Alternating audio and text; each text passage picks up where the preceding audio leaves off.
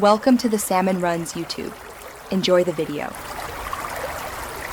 In this video, I will explain how to get Sepolia Test Ether in MetaMask.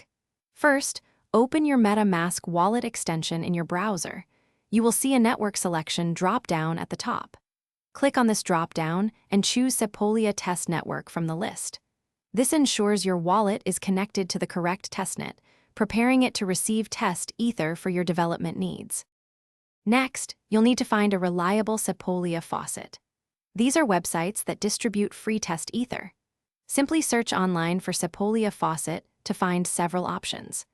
Be aware that some faucets may require you to have a small amount of mainnet Ether in your wallet, perhaps 0.001 Ether, or to log in with a social media account to deter bots and ensure fair distribution. Now, let's get your wallet address ready. With your MetaMask wallet still open and connected to the Sepolia network, locate your account name or the address displayed prominently at the top of the wallet interface. Clicking on this address will automatically copy your public wallet address to your clipboard. This is the address where the faucet will send your test Ether. Finally, head back to the Sepolia faucet website you found earlier. Locate the input field where you can paste your wallet address. Paste the address you copied from MetaMask into this field.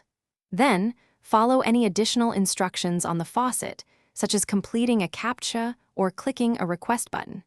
Your test Ether should arrive in your MetaMask wallet within a few moments, typically under 1 minute. Thanks for watching.